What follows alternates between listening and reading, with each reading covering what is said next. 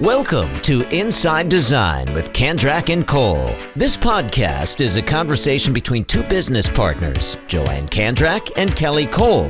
Join us for a lively conversation about all things interior design, from current projects, trade show experiences, worldwide travel, what's in, what's out, and all the challenges and wins they've had running their successful design business.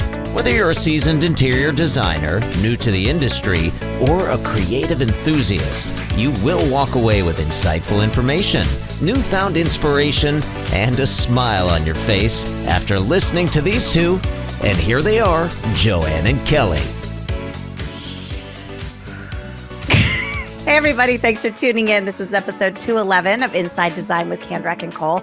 And today we are talking about AI basics with our friend and guest, Phil Pallen. So whenever we start freaking out because there's some new social media trend we got to learn to be able to stay relevant, or there's some new technological advance that, some bandwagon we got to jump on, we call our friend Phil, because he is in the know all the time. So he always presents us with solutions that are simple and fun and calms us down. So that's what we're going to do today. Now, if you don't know our friend Phil, then you need to listen also to another episode because he is a repeat guest.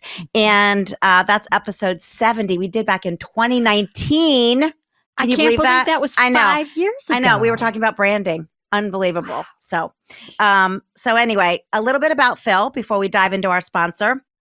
He is a leading brand and AI strategist who has helped hundreds of small businesses around the world achieve meaningful growth. He is a trusted collaborator of Adobe, a member of the Content Authenticity Initiative, and has delivered keynote speeches on 5 different continents. He is the author of AI for Small Business, which we're going to talk about, and the creator of Brand Masters, which is a private membership community launching soon. So today he's going to be our teacher once again and give us a simple introduction to AI so we can navigate these new waters. The thing that I love about him is he explains things in a very easy way to understand. Yes. Because this stuff is so technological, but he has a great way of doing that. So before we talk to Phil, we want to thank our sponsor, Esteem Media. They are the creator of the Design Influencers Leadership Conference, an event you must not miss this year. It's being held for the first time in Napa Valley on February 10th through the 12th at the Meritage Resort and Spa. I'm psyched. So the conference's educational and networking sessions are curated for interior and architectural design professionals, home and lifestyle creators and influencers, home furnishings, brands and sellers, marketing and ad agencies, home design showrooms, and market centers and design media. Whew, that's a big audience. Yes.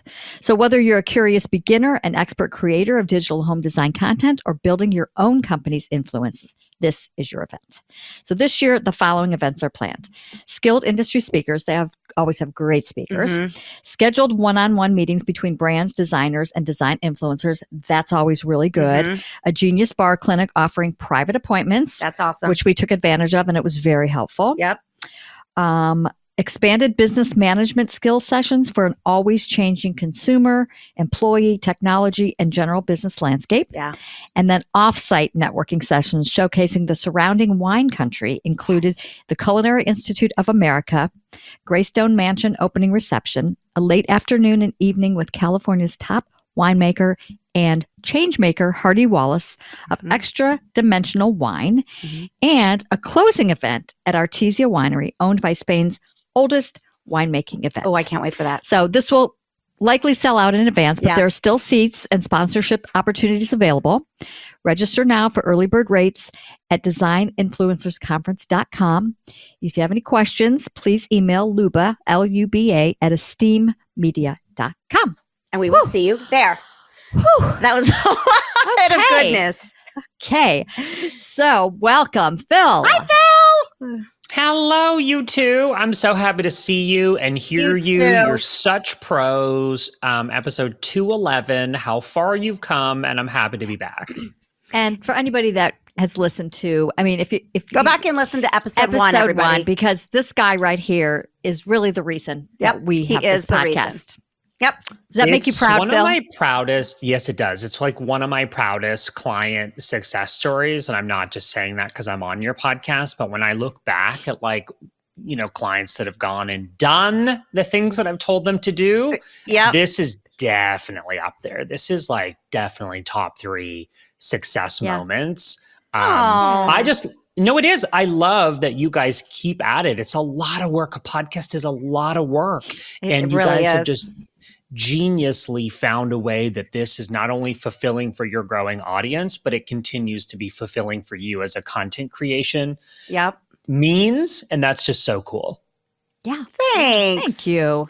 Well, I'm so glad you're on the show today because I was watching the Today Show this morning and they were talking about, it was in Florida and they were talking about busting vehicles or cars that drive past a stopped school bus and how AI is helping to, with cameras, is helping to bust all these people because the police can't, watch thousands of school buses. And I was telling my husband, like, I'm not sure I have the bandwidth. Like my brain is tired, but I know that this is a beautiful thing and I know I have to learn it. So I'm really glad Phil's on the show today because I really just want to run away and say, I can't learn another thing. Yeah. Well, we should mention that Phil is tell us about the book that you're coming out with, because I think this is so great because you can read something or watch something, but if you can have that little book to refer to, I think that's going to be great. So go ahead and tell us about that, Phil. Oh, I love that you're asking me about it at the very beginning, and not just the end. But this has consumed much of my last year, and it actually ties in with what we just talked about, which was long form content creation. The two of you create an amazing podcast. I post on YouTube at least once a week, and I couldn't believe it last summer when I got an email from Simon & Schuster, Adams Media, which is an imprint of Simon & Schuster. And they said, Phil, we've seen you talk about complicated things on YouTube related to AI and explain it for everyone, including beginners. Will you, first email, will you write a book for us? Here's the advance, here are the details, and here's the timeline. Do we have a deal? And obviously I said yes. And wrote the first book about AI that Simon & Schuster is publishing. And it's AI for small business, right? And you just hinted at this. There are so many lanes or focuses on this topic. And I'll be the first to admit, I am not an expert on everything related to AI. I am always interested and intrigued on anything that's adjacent to productivity and helping busy professionals position, build, and promote their brands, which is how I came in contact with the two of you in the first place. And AI has dramatically changed the landscape of my business, and as well as my clients. And I am, I guess, quickly building thought leadership on this topic, and it's quite an exciting time. And I will say, my sister Amanda was in publishing for 3 decades. She was an editor for Simon & Schuster for a long, long time. Way. Yeah, and amongst others. And I will say that when Simon & Schuster calls, that's a really, really big deal. I know this for a fact. See, the power of YouTube. The power of YouTube, really. It's a big deal. The power of YouTube. So kudos to you. So psyched. Thank you. So we're going to talk about a bunch of things. 3 main talking points I'll kind of introduce, and then you're going to talk about some stories that kind of bring these home, which you're so good about. One is we're going to talk about experimenting with AI and not losing sight of what's important, like running and scaling your business. We're going to talk about that there's no race. Everybody calm down. There's no race to be AI savvy. So slow and steady is going to win the race, and Phil's going to talk about that. And then thirdly, exploring AI solutions to help us all with the tasks that we don't enjoy doing, or the areas where you make low impact. So, for example, for Phil, writing email replies to brand deals and things like that, the things that AI can help you with. So those are the 3 things we're going to touch on. And Phil's going to drive them home with some good stories because he's a good storyteller. Okay. Oh, you're sweet. All right. So first, web ChatGPT. Talk to us. Mm-hmm. So I get a lot of questions from overwhelmed people asking, where do I begin? So I have a good answer to this. It's funny because we open Google nowadays and we don't think twice about typing in a question or a query that leads us to an answer. And yet for so many people, when they're opening ChatGPT or they're opening their, other generative AI tools, Claude, Gemini, Magi, there's a whole bunch of them out there now. What do you type? How do you interact with this brand new thing where we're still learning that?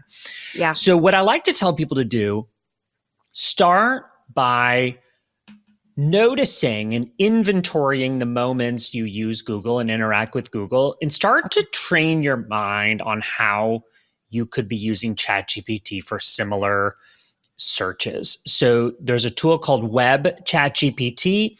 Have a look at this. Obviously, I'll talk it out for our listeners, but I started to learn how and why to use ChatGPT with a simple Google search. So Web ChatGPT, or Cider, Sider, I believe is the updated version of the platform. This is a free Google Chrome extension that basically takes your Google searches and displays the result as if you were to type that Google search into ChatGPT simultaneously. So recently I was looking for something that was like, I was canceling a subscription and I needed to clear my archival storage in order to do that. I was like, what does that even mean? So I Google it, and you wouldn't believe it. The first 5 results from Google were sponsored garbage that had nothing to do with the answer I was looking for. And yet, using this free plugin, ChatGPT was like, here's step 1, step 2, step 3, step 4, step 5, with no distraction or misinformation. And I started to have this moment where I went, wow, there are some reasons that I would go to ChatGPT instead of Google. And the truth is, you two, now I very rarely actually search for something in Google. I go to ChatGPT first. This is very exciting. It's nice to have a different... So pretend like I'm like just crawled out from under a rock, and I sit down at my laptop. What do I physically type in? Like you just said the word plugin, and people might not know, like, well, how do I put a plugin? Like, so what am I literally typing in? Sure. To my search bar. Using Google Chrome, which is typically the browser of choice because it has such a wide variety of plugins or extensions that you can basically add to supercharge its functionality.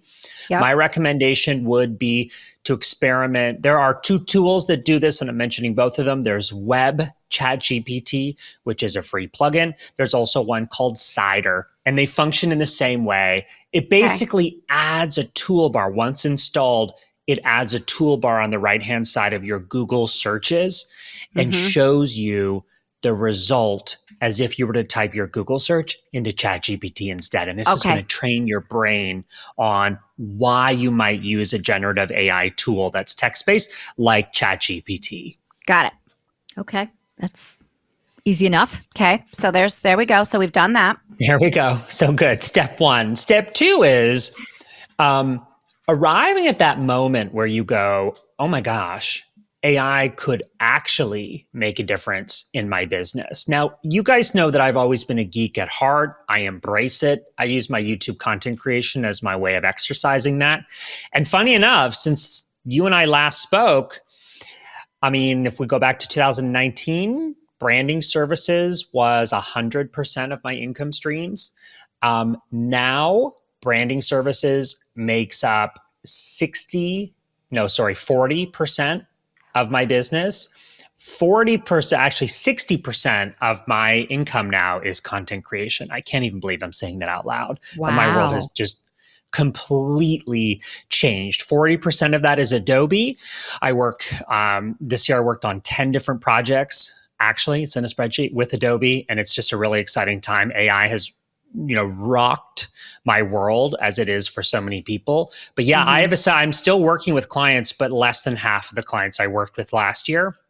And I'm using AI to really like supercharge my processes and lean into it wherever millions of data points is useful for the work that I'm doing, like writing a brand sentence, coming up with a mood board. These are all things that AI can actually help with more so than just a human doing the task. Of course, a human should be signing off and a human should be getting the ultimate say. We still need humans for storytelling. We need humans for a lot of things. AI is not good at everything.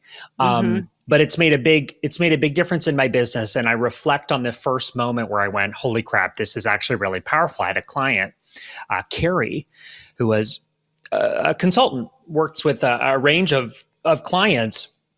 We're building her personal brand. She followed my process. So go and get your brand photography done. And she said, Phil, love my photos. I don't love how the red brick photographed. And I thought, okay, so what do we do? It was the exact same day that generative fill came out in Photoshop.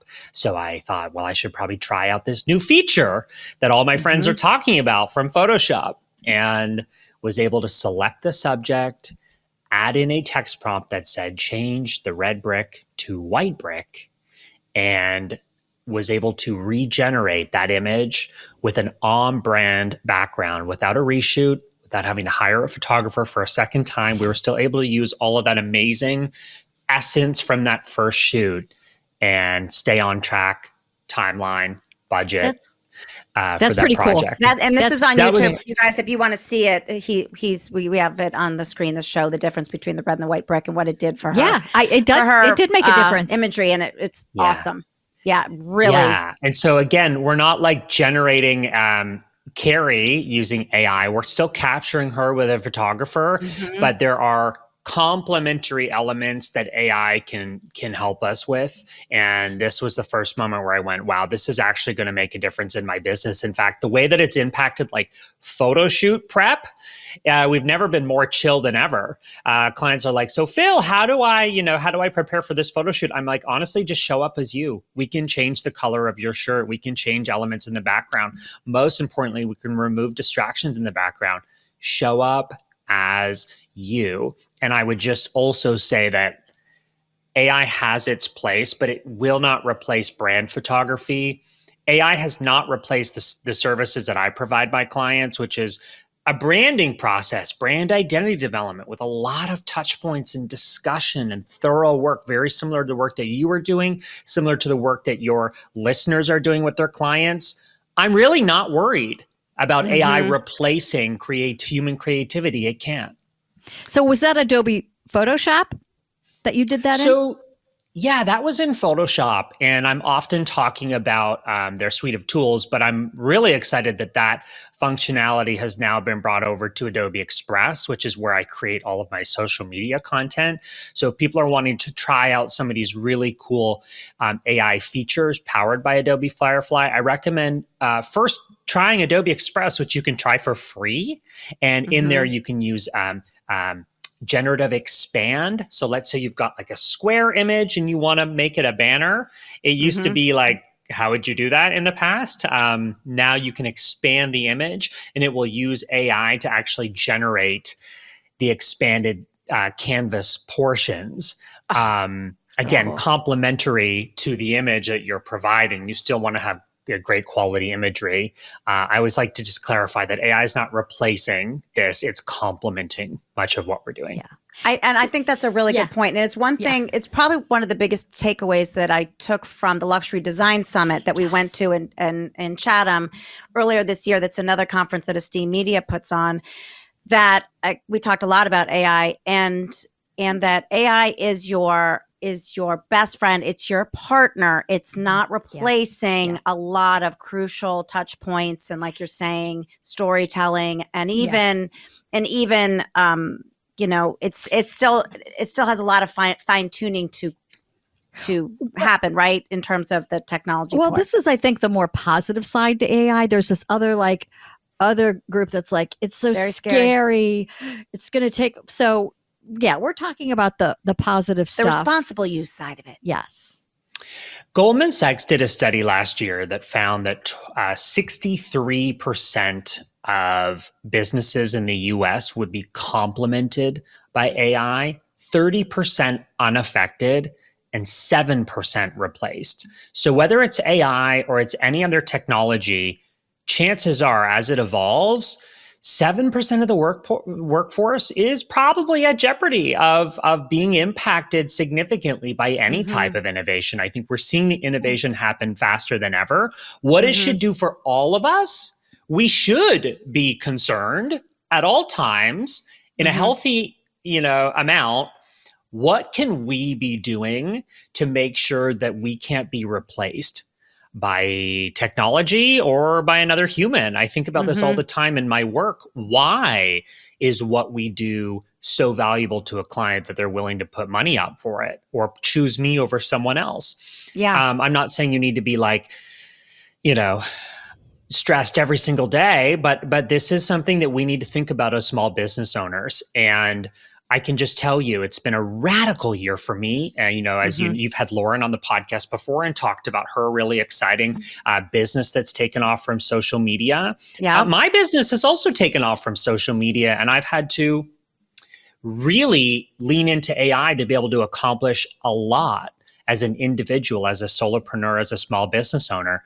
And I feel confidently the way that we've integrated. And Lauren, by the way, gave me 6 months notice before she left to pursue her business full time. She worked hand in hand with me for 6 months to develop really detailed prompts that we use for our client work. That was kind of like her parting gift, but we worked on it together, and we use AI in almost every aspect of what we deliver in terms of our client experience. And I think it's made our work better. Yeah. That's awesome. Well, we definitely saw during COVID that those businesses that learned how to pivot in whichever way you needed to pivot were the ones that stayed alive. And so this is just further example of that. And like when I was saying in the beginning that I don't know if I have the bandwidth and the energy for it, you kind of just got to suck it up and keep learning and excuse me. And that's why, like your book is so good, because I can't wait to just dive into a textbook to teach me this kind of stuff. And I think, being scared of it, you don't do it. But I think it's just like anything else. I think once you start and then you start to see the value in it, then you're like, oh God, why hadn't I been doing this? I have a feeling it's going to be like that.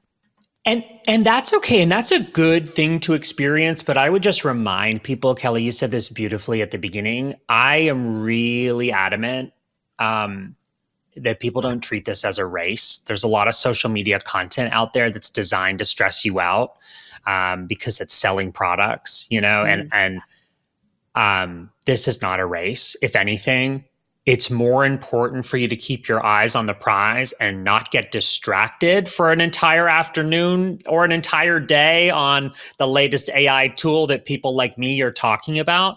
I take that responsibility seriously. So much of my content is making recommendations, and not everything I recommend is for me or useful for me or for everyone that's watching, but you need to have those core people that you can trust who are going to take the time to try this out. Maybe give you a few examples. The book is full of all kinds of like branding clients I've had over the years, some real examples, some hypothetical. Are we in there? Are you guys in there? I hope you're in there. It said long book. I'm sure you're in there somewhere. So. Yeah. I'll hold it up again. We took every aspect of business and approached it with how we could use AI even in simple ways. So content creation and social media, that's a given. Sales, research, security, something we maybe don't think as much as a small business owner, but should. Operations and logistics, data analysis. Those are some of the later chapters in the book that I'll be honest with you two, I didn't know much about those. And so it took us a year to really research, thoroughly recommend tools and workflows for a variety of industries. And I'm really happy with where we landed. So where should you start? Where should you start? So a good place to start is, a good place to start is just training your mind on what AI can do for you. So in the example that we talked about, I also am a big fan of auditing or monitoring the work that you do to start to understand where you could automate things or delegate things to AI. For example, I'm sure I've talked about this with the two of you. I'm a huge believer in time tracking. So I use a tool called EverHour. I'm on the clock right now as I'm recording this podcast interview with you. I'm also, I should point out, recording my own audio locally from this interview. I'll upload it to Descript after, and then I'll paste the transcription over to ChatGPT and say, earlier today, I did a podcast interview with my friends, Kandrak and Cole.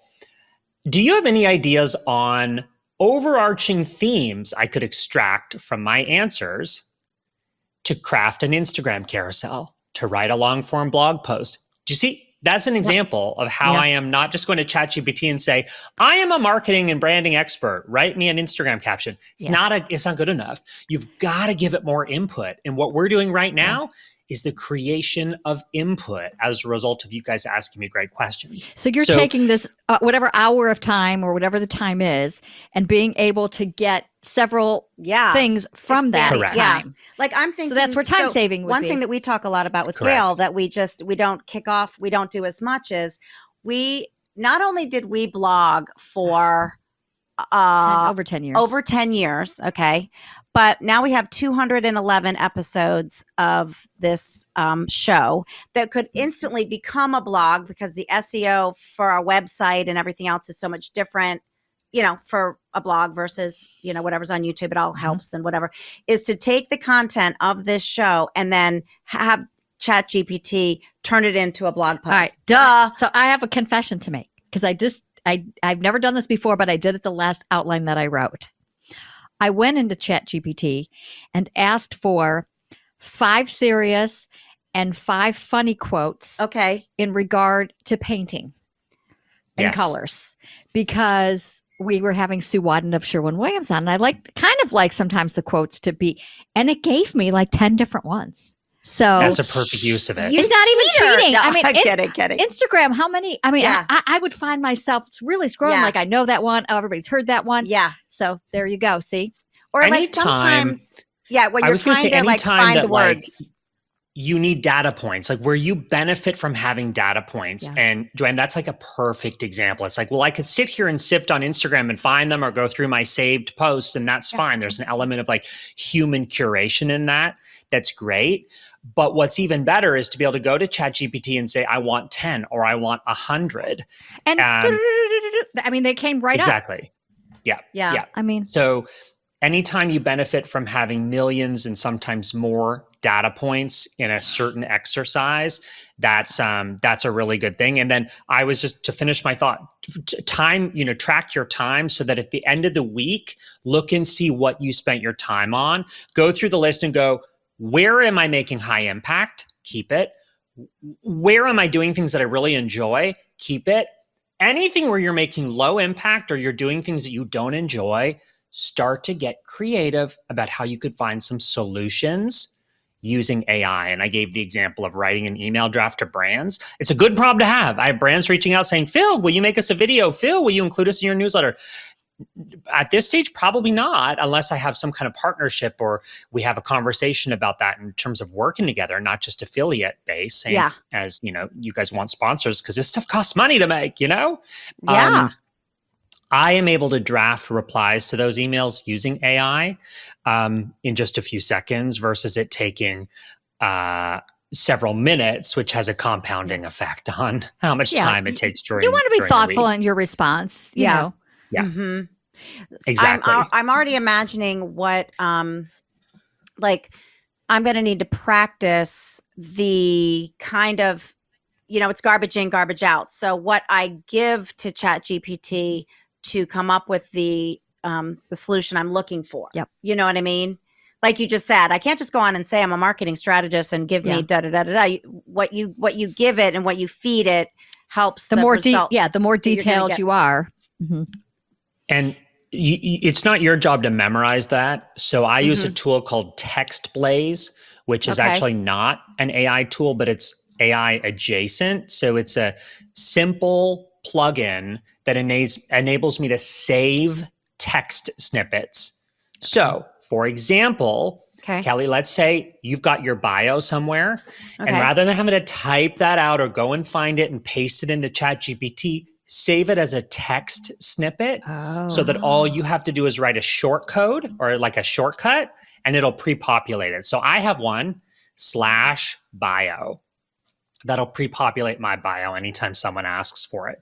The one that I use the most is /avoid words. And it's all the words. It's a running list of the words that I tell ChatGPT to not say. Unleash, unlock, groundbreaking, tapestry, delve. These are words that, like, if you just let ChatGPT write copy for you, it's going to use these terms and overuse them. And so I explicitly say to ChatGPT, do not use those, and it listens. Is it because you don't like those words or because someone's going to know it's ChatGPT? Yeah, exactly. Well, that's also an interesting thing. So even if you were saying game-changing 2 years ago, it's probably something you'll avoid saying now simply based on it being an indicator that you're using AI. And that's even like, we could do a whole podcast on like AI shame. I don't think people should be ashamed of using AI. You guys had that funny little exchange where Kelly goes, "You're a cheater." And that there is this kind of like, we're trying to figure it out. We're trying to understand it. I'm a big fan of like transparency in the use of AI. So particularly with image creation, it's hugely important that there's transparency around when and why AI was used. It's not a bad thing. It's not a good thing. It just is. But I think transparency is great. People go, "Well, you wrote a book about AI. Did you use AI to write the book?" No, I did not.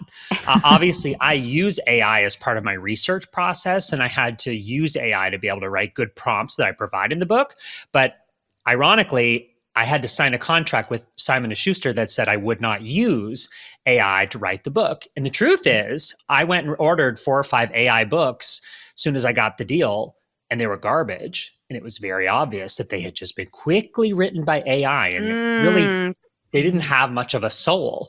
And so it was important to me to do things differently. But we're trying to figure out, what does this mean? And I think that's a good point about adding soul. Like, remember, so we have to write a lot of proposals for projects, right? And we always say our goal, and we there's a lot of verbiage in the beginning, in the intro of the proposal. And Joanne sent me one, and she had used ChatGPT. She didn't tell me. And so, but I know her well enough, and I know her writing, and I know her words that she uses. I just know her personality well enough that I was like, I have a feeling, little Missy, that you leaned into ChatGPT for this. I'm trying to, and she was like, "Damn, you caught me." And I'm like, "Well, it's good, but there's just a few words or like phrases that I know that you personally would never have written or said." So we just tweaked it, but it was a great foundation. It helps, and then you pull out what's the words, like you said, like delve, and the words that you don't really like. But I'm not sure how much time we have, but we haven't talked about, what you and I really haven't done, is imagery. Yeah. So can we talk about that for a minute? Let's talk about it. We'll round it off with that. I would say in the future, when you go to generate text, what you want to do is you want to provide input. You two have the most incredible catalog of podcast recordings. So what I would say, if I was going to go create that proposal again, I would keep a PDF handy on my desktop, and it would be like copy sample or brand voice example. Doesn't matter what you call it. Yep. But when you go to say, "Hey, write me a proposal, here are the details," I'm attaching a PDF of our podcast transcript, and it should give you a clearer indication of our brand voice. Feel inspired to use the words that we often use. Or the 100 proposals that we've already written. Yeah. There you go. There you go. Done. So see how we're not having to provide the input from scratch, but start to think about, to get a good output, we need to give a good input. And that input is really contingent on examples of what you've already done. Because we reinvent the wheel over and over and over Not again. Anymore. Why do we do that to ourselves? Yes. Well, you're not going to do it anymore. So image generation, yes, you're not going to do it anymore. Image generation is another fun starting point. People think, well, what do I type into ChatGPT, which I have an answer to? But also think, how can I be creative? I am a firm firm believer that AI is enabling humans to be even more creative. And I'll give an example. If we were in Photoshop and we were taking an image to final for publication, we might spend hours editing flyaway hairs for the final version of a magazine or an ad or something like that. And now we've got single click AI tools that enable us to do that much faster. So what do we get to spend our time doing? Being creative. I was working on a campaign recently for I'm celebrating a milestone for an airline. And I thought, wouldn't it be cool to make an airplane made from chocolate with marshmallows and confetti? Went to stock. Photo did not exist. It only existed in my imagination. So I went to generate image in Adobe Express, powered by Adobe Firefly, and I typed the prompt, an airplane made from chocolate and marshmallows with confetti. And this is an example, friends, of how we can actually be creative. I am a brand strategist. I've been doing this for 13 years, and I can tell you with absolute conviction that I have never felt more creative in this job or in this career, because we get to spend the time we're saving down the line on finessing and refining something before it goes to actually being creative and ideating. That's a soundbite right there, what he just said. Do you remember what you just said? Can you say it again?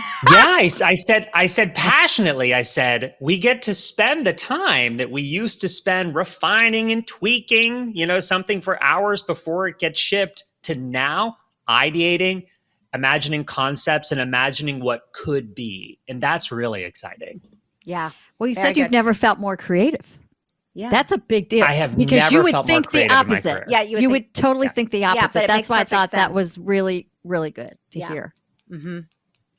I'm glad you guys are excited about it. I'm excited about it. I mean, this is why I wrote a book about it. It's like, you'll hear people say, we still need humans. We truly still need human storytelling, human creativity. If anything, personal human touch is going to become coveted. It's going to become even more in demand. I'm noticing just this widening gap between self-start, democratizing tools and education that is designed for the self-starter, designed for anyone that wants to build something for themselves, right up to I'm still going to continue to offer higher end, more premium branding services for clients that appreciate the human touch. It's just a very exciting time. Yeah. And that's why I think what we do is so important, because nobody can create a home, without our touch and without our insight. But we can save ourselves a lot of time to be more creative and broaden our horizons in the design, world by letting go of some of this mundane stuff and reinventing the wheel. As much time. We spend time on. Yeah. Yes. Amen. So so your book doesn't come out until January, right?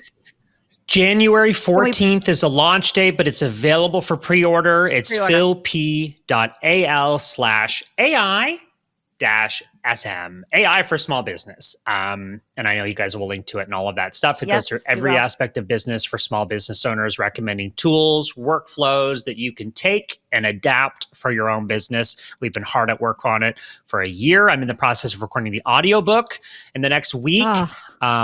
Yeah, it's a big project, but it's an exciting one. Excited for you, Phil. I mean, you really deserve it. You do you're so good at what you do. You really are. Thank you, guys. Well, I appreciate that. And what is so great about what you do is you've always been very free with information. So if you don't subscribe to, I'm assuming you're still, yes, you are, because we still get it, your newsletter and all the stuff that you send out. It's always chock-a-block full of really useful information. It's all for free. And so, I think, your knowledge is just invaluable. Great takeaways all the time. Appreciate it. Yep. All the time. Appreciate it. All right, well, let's do our quotes, which I was not savvy enough to get off ChatGPT. I just pulled them from my little collection. All right. I'll do the funny quote because this was me. This was you, I'm absolutely sure of. Shout out to everyone who had report cards growing up that said, talks too much. Thank you. Thank you. Thank you very much. Right there. Yep. That was me. That was me. Okay. I'll admit it. All right. Serious quote. this is you too. It is. I wrote this outline. Be mindful of how much media and information you consume right now. Mm-hmm. It can be tempting to go down rabbit holes daily. Cleanse your energy after consuming information. Cleanse your phone and environment too. The energetics are thick right now. Mm-hmm. Remember that you don't need to know every detail to be aware. Information overload is real, and it has an impact on your vibration and well-being. Be well. And that's Lala Delia.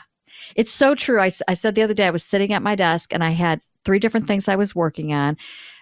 My emails were dinging. Somebody was texting me and I was like, there's just too much coming at me. There's just too much coming at me. Like it's I really, I mean, it's not like the election crap isn't enough, but I seriously went down a rabbit hole for the last 3 weeks, consuming content about Hurricane Helene and what's happening in Western North Carolina, because that's where our lake house is very close to. And I'm like, I've given and I've donated. I've done all that I can do, but I'm just like, it mentally has taken me to a very bad place. I'm so distraught over what's happened to those people. Mm-hmm. And so I saw this, I'm like, I need to cleanse the energetics. Like I need to get out and breathe fresh air and be in a happy place. Yeah. Another confession time. This is when I go down the rabbit holes, and this is really stupid too. It's not even she's the TikToker.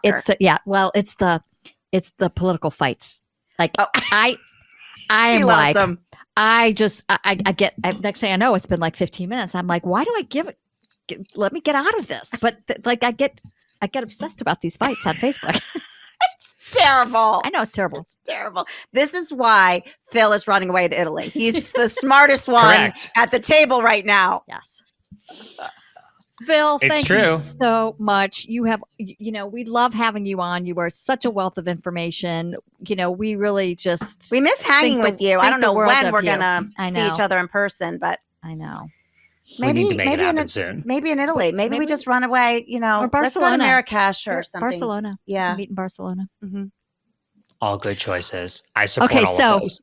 All right. So I think we gave all of your handles, didn't we? philpallen.co. That is your website, right? And you can probably find most everything there. Mm-hmm. Yes. And he has the links and all of that stuff. He has a great website too. Such of course, he's a branding guy. Well, thank you, Russ, with audio. I always Podcast Studio Network. Sorry, Russ. There he is. Hey.